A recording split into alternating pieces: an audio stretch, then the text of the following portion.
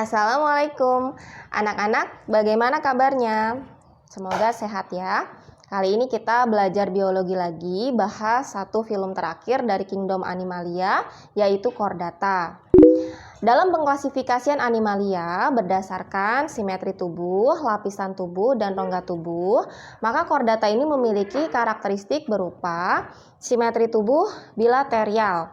Kemudian memiliki 3 lapisan tubuh pada saat embrionik, yaitu ada ektoderm, mesoderm, dan endoderm, yang kemudian disebut triploblastik, dan terakhir memiliki rongga tubuh yang sejati kemudian digabungkan menjadi triploblastik selomata.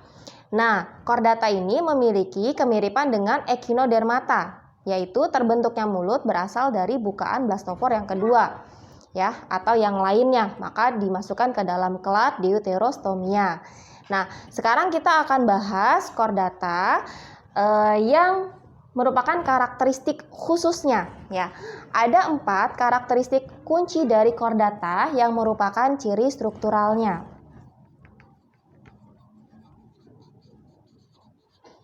Ya, ada 4. Nah, ada apa saja? Yang pertama ada notochord. Kemudian yang kedua ada batang saraf dorsal. Yang ketiga celah faring. Dan yang keempat ekor pos anal. Nah, kita jelaskan satu-satu. Yang pertama sebuah notochord. Nah, ini yang terlihat warna merah. Keberadaan notochord ini menjadikan dasar penamaan dari chordata, yaitu kelompok hewan yang memiliki notochord atau suatu batang longitudinal yang fleksibel dan memberikan dukungan rangka.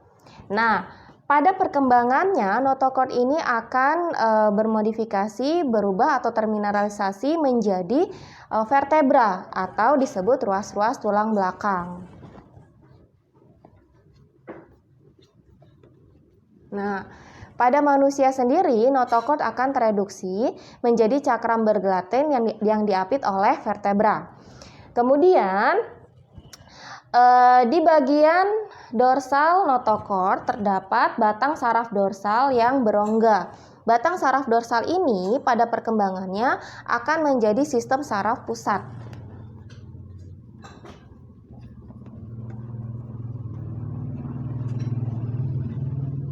Nah, sistem saraf pusat yang kita kenal ada otak dan medula spinalis.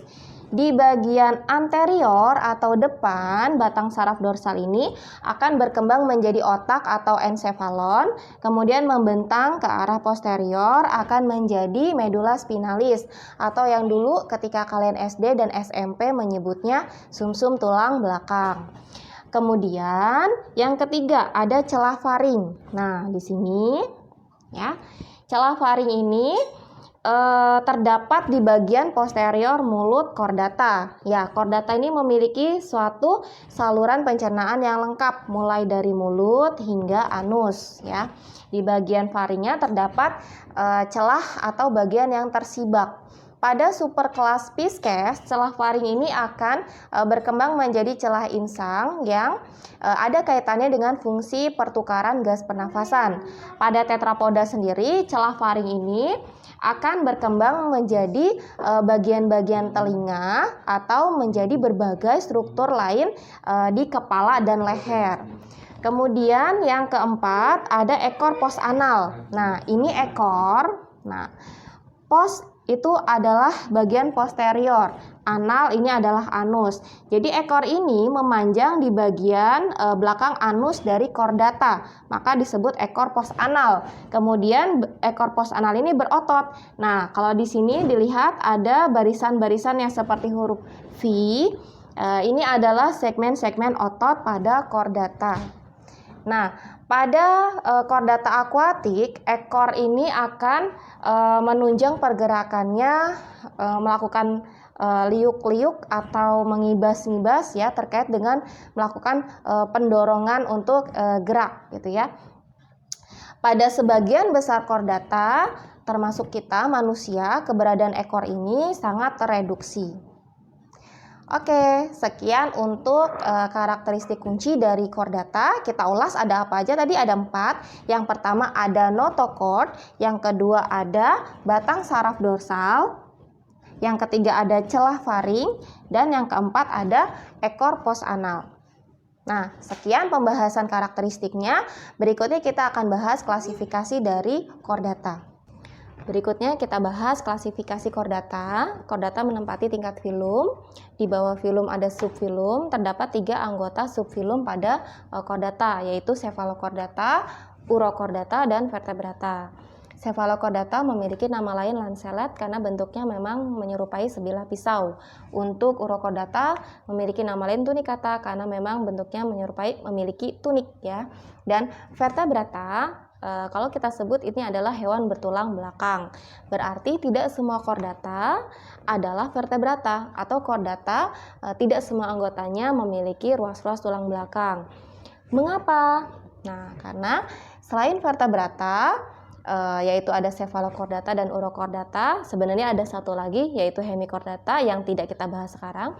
Nah, selain vertebrata, notochordnya itu tidak berkembang menjadi vertebra atau tidak berkembang menjadi ruas-ruas tulang belakang. Nah, kemudian untuk vertebrata sendiri ini akan kita bahas dalam video pembelajaran yang terpisah. Sebagai perkenalan awal saja, untuk vertebrata yang memiliki ruas-ruas tulang belakang untuk membungkus medula spinalisnya, sedangkan untuk membungkus bagian encephalon atau otaknya itu adalah dengan tengkorak atau memiliki nama latin cranium. Maka vertebrata juga terkategori craniata.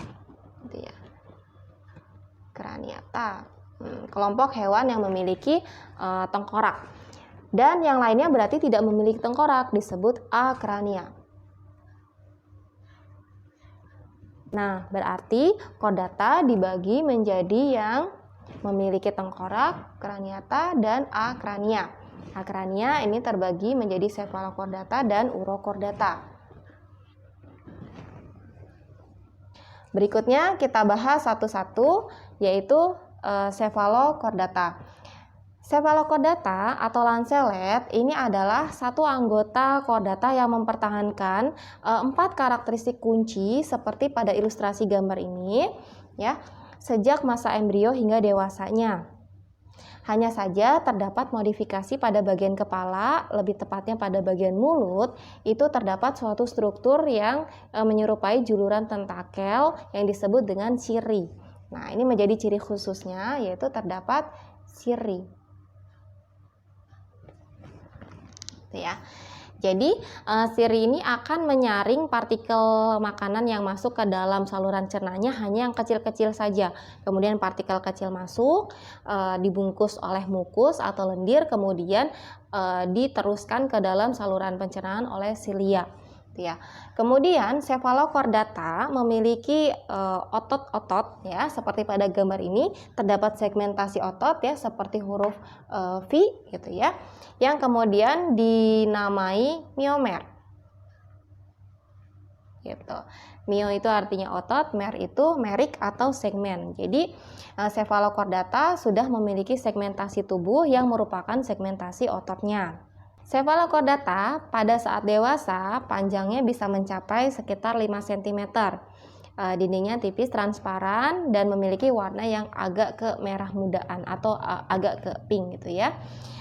Di mana kalian bisa menemui cephalochordata atau lancelet? Nah, kalau kalian jalan-jalan ke suatu pesisir pantai, misalkan di Florida ya, di situ ada suatu tempat namanya Tampa Bay. Nah, di sana melimpah sekali keberadaan cephalochordata. Kemudian urochordata atau tunicata, dia berbeda dengan lancelet yang mempertahankan ciri struktural chordata mulai dari fase embrio hingga dewasanya itu pada lancelet. Kalau pada tunicata, ciri chordata ini hanya nampak pada saat larva, ya, itu pun hanya berlangsung beberapa menit. Berikutnya, tunicata akan mengalami suatu metamorfosis radikal yang melenyapkan banyak sekali ciri struktural pada chordata, sehingga disebut tunicata dewasa terdegenerasi. Nah, apa peran tunikata pada ekosistem? Tadi ketika dia menempel pada cangkang kerang atau sesil, berarti kebanyakan memang perannya adalah sebagai parasit. Kemudian ada suatu artikel yang menyebutkan bahwa ternyata tunikata mengandung banyak sekali gen manusia. Sekitar 70% gen pada tunikata ternyata mirip dengan gen pada manusia. Penelitian yang berkelanjutan membuka harapan bahwa suatu saat nanti akan ditemukan suatu obat penyakit degeneratif pada manusia dari tunikata ini. Oke, sekian pembelajaran tentang chordata, tentang karakteristiknya, dan tentang klasifikasinya.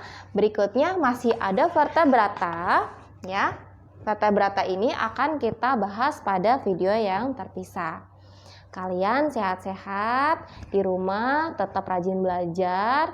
Mudah-mudahan nanti kita bisa ketemu lagi di sekolah, ya. Assalamualaikum.